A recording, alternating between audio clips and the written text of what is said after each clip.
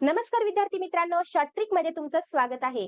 तर या ठिकाणी कुठलंही कॅल्क्युलेशन न करता आपण या प्रश्नांची उत्तरं काढणार आहोत. तर बघा, आपल्याला अशा पद्धतीचे प्रश्न परीक्षेमध्ये वारंवार विचारले जातात, की पहिल्या 6 विषम संख्येची सरासरी सांगा, पहिल्या 50 विषम संख्यांची सरासरी सांगा. मग ती कशी करणार तुम्ही? तर बघा, कुठलंही कॅल्क्युलेशन न करता तुम्ही 6 विषम संख्येची सरासरी विचारली आहे ना, तर ती त्याचं उत्तर सांगायचं 6.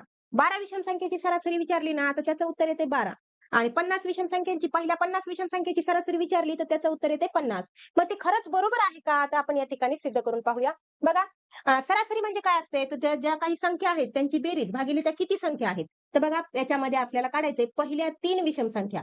पहिली संख्या आहे 1 अधिक 3 अधिक 5 आणि याला ह्या 3 संख्या आहेत म्हणून 3 न भागायचं. म्हणजेच 5 आणि 3 8 आणि 1 9. 9 भागिले 3 काय होणार आहे? उत्तर काय येणार आहे आपलं? 3 येते. त्याचबरोबर पहिल्या 6 विषम संख्यांची सरासरी. पहिली संख्या 1, 3, 5, 7, 9 किती झाल्या? आणि 11. 1, 2, 3, 4, 5 आणि 6. ह्या झाल्या 6 विषम संख्या. याला आपण 6 न भागणार म्हणजे आपली सरासरी निघणार. म्हणजे बघा आता 11 आणि 9 किती होतात? 20. 20 आणि 7 27. 27 आणि 3 30. 30 आणि 5 35. 35 आणि 1 36. म्हणजे यांची बेरीज आली 36 भागिले 6 केलं तर 6 6 36. म्हणजे या ठिकाणी तुमच्या एक गोष्ट लक्षात आली का?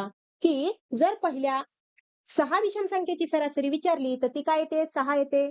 पहिल्या 3 विषम संख्येची सरासरी विचारली तर ती 3 येते. त्याच पद्धतीनं पहिल्या 12 विषम संख्येची सरासरी विचारली तर ती 12च येणार आहे. जर 50 विषम संख्येची पहिल्या 50 विषम संख्येची सरासरी विचारली तर ती 50च येणार आहे. अशा पद्धतीनं तुम्हाला पहिल्या 150 विषम संख्येची सरासरी विचारली तरी पण ती 150च येणार आहे. पहिल्या 200 विषम संख्येची विचारो की पहिल्या 500 विषम संख्येची सरासरी विचारो, ती काय असणार आहे? तेवढीच असणार आहे. म्हणजे 500 विषम संख्यांची सरासरी ही 500च असणार.